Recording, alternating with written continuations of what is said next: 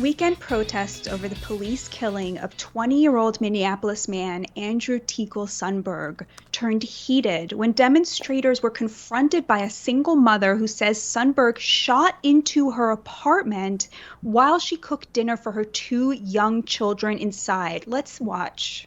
Can't get my idols because you guys are celebrating his life. It was a terror. I'm sure it was a terror. This is not okay. Okay. You're alive. Okay. Shut up. You guys need to just let it go. Grief in silence. This is not okay. This is not a George Floyd situation. George Floyd was unarmed.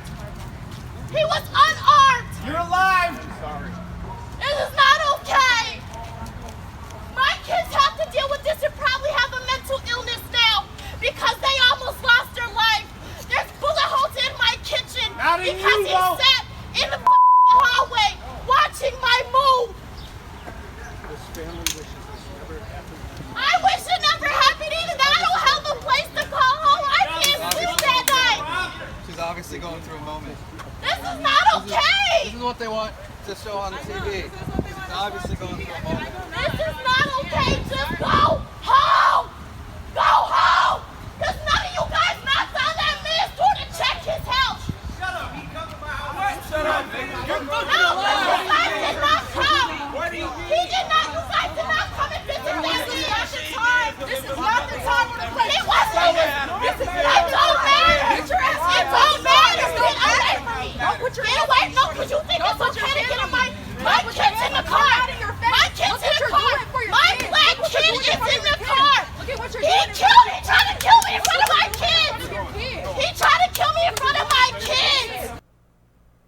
So here's what we know so far. 24-year-old Arabella Yarborough called 911 last Wednesday night after she says Sundberg fired multiple rounds into her apartment around 9:30 p.m. and you can see the damage there in those pictures.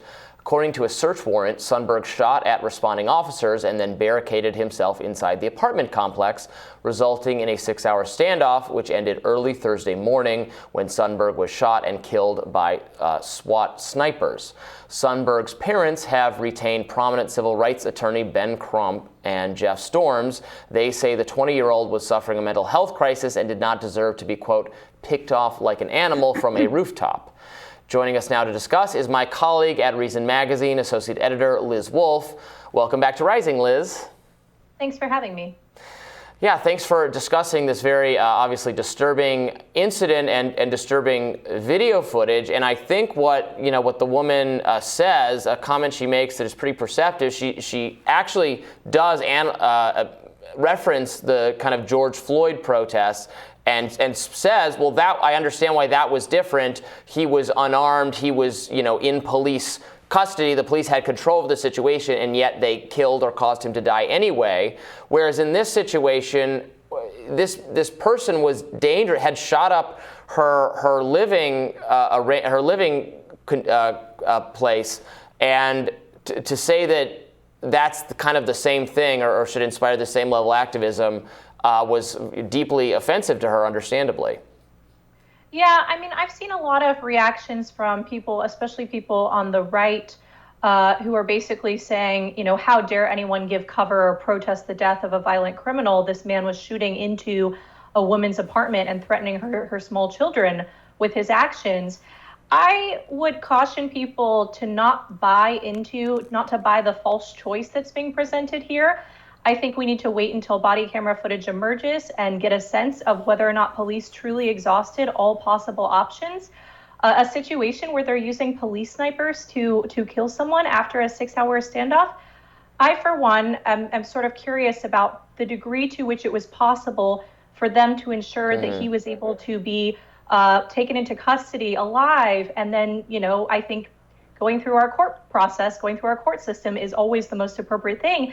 And I'm very skeptical of how police acted here. But at the same time, that does not mean that we can or should dismiss this woman's experience. And one of the things she brought up in this video was that if she had been killed and if it had been just another example of like urban violence, nobody would be caring and nobody would be protesting it. And I think that's something that a lot of people feel very palpably, the sense that a lot of violent gun crimes go really ignored by the press. And I know that's something we've talked about on Rising before. but she's reacting to something that is very real and true. Yeah, I mean, unlike so many victims of gun violence in urban settings, she's alive. And so her anguish as a mother, as a survivor, I think is so powerful to what you just spoke to, Liz. Why are the victims of that violence not deserving of our outrage and our protest and our hashtags and our activism? I would point out that witnesses on the scene who saw him standing out the window during the standoff with police did say that he still had the gun on him. So I totally agree with you. It's entirely possible that the police did act inappropriately. It's entirely possible they did not exhaust every avenue yet. It is important to point out that the mother and her two children were no longer being shot at the time that Tekle was killed. That's all really important to point out. But to me, that video of that woman and her anguish as a mother, she is speaking and she was screaming on behalf of, the 54% of victims of gun violence who are Black, who we never talk about, who never get to have a say, who never get to have their voices heard. And it was so powerful because she survived, because she was a mother, and the juxtaposition between the sympathy and the pity that the activist felt on behalf of someone who was her attacker versus the total lack of any sympathy. And they even attacked her, saying to her, "You're alive. This is not the time," right? Yeah. That juxtaposition to me really, embodied the kind of moral failure of the progressive left when it comes to questions of crime and policing. What do you think about that? I sympathize with that a little bit. I do think the one of the things that really came to mind, this video is absolutely going to go viral. Tons and tons of people, thousands or millions are going to view it. And one of the people in the video is sort of saying, hey, she's going through a moment, like they're going to play this on the news. She's going through a moment, with almost the implication being, why is everybody pulling out their phones and recording this? This is like that nobody's at their best, right? Nobody's in their finest hour right now. There's like such clear anguish coming through. And from the journalistic perspective, I want to glimpse that anguish, right? That gives important depth and color to this story. But I do think there's also this interesting component, which is like nothing about this situation maps cleanly to the narratives that we have. And to some degree, like the escalations that we see at the end are just absolutely horrible to watch, the degree to which people are sort of belittling this woman and diminishing her. The situation that off the cuff this seems most similar to is the Ma'Khia Bryant shooting, where this teenage girl was brandishing a knife and attempting to attack people who I believe she lived with, and cops were called to the scene and ultimately fatally shot her. So that's, I think, perhaps the closest parallel as opposed to a George Floyd type situation. But I would also add that there are a few components of this that don't map cleanly onto narratives. One being that Sundberg is actually, he's an adoptee. I believe he was adopted as a child from Ethiopia. His parents are white. So when his parents stand up there with Ben Crump, it is not going to be the same image that we have with many of these other police killings of Black men. It's going to be two white parents. I'm not sure whether they're middle class or upper middle class or more working class, but the optics of that are different. The degree to which he's perceived as having come from the Black community is going to be different. And then the fact that, this woman even specified, the victim specified in the video, and I find it so jarring that she had to say, oh, I'm white and Native and Black, trying to basically communicate her racial affiliations and then identifying her children as Black. To me, that indicated another sickness in American discourse, the sense that, oh, she has to give credence to her story and indicate that her kids are Black because otherwise people might not care so much about them being victims of violent crimes. To me, that was another dimension that I think will be parsed through in the coming days. Mm-hmm. And I take your point from a minute ago, Liz, that we have to be careful. I want to see the body cam footage. We want to be able to independently evaluate what police steps were taken. Maybe they were appropriate, maybe they weren't. We can't ever automatically assume one way or the other. We shouldn't, because we talked about Uvalde earlier in the show, right? The initial reaction was everybody thanked law enforcement for their swift action. I think Greg Abbott did. And then we found out, it kind of was a while before they went in. And now, weeks later, this is the most catastrophic law enforcement failure in modern American history.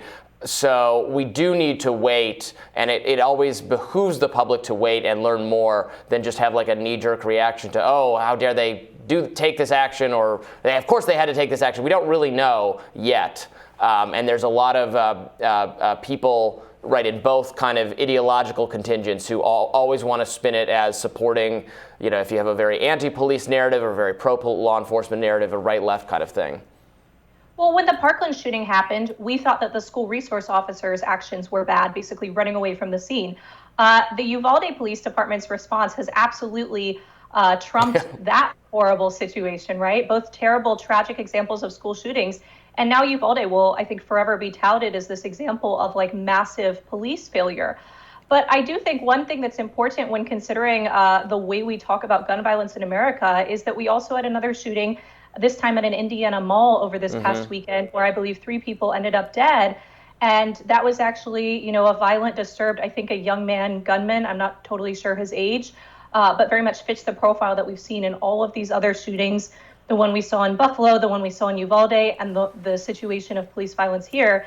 I should edit that, violence and then a police killing in response to that, because that's the situation that we're discussing. But yeah, the Indiana mall shooter was actually stopped by an armed bystander who took out his gun and pacified the killer. And so again, it's a situation where you want to see this attacker being apprehended, being arrested, and actually getting his day in court and being taken to jail and going through the typical, criminal proceedings that we have established in our country. But it's also an example to some degree of the fact that although we do have a heavily armed populace, there are sometimes situations where that is able to stop further bloodshed. And so I think we're all left sort of feeling like our narratives are scrambled with all of this. I don't feel comfortable coming down cleanly on the side of right or left with any of this. More than anything else, it makes me really sad that we just clearly have an epidemic of horrible violence. We've seen like 12 cities in 2021 have new homicide records. People are really, people are unwell. And I think people don't feel safe in their cities right now. And that's a really big problem that I think we're going to see reflected in our politics for a long time. Yeah, absolutely. Liz, well, thank you so much for joining us. We really appreciate it. Thank you. And stay tuned for more Rising right after this.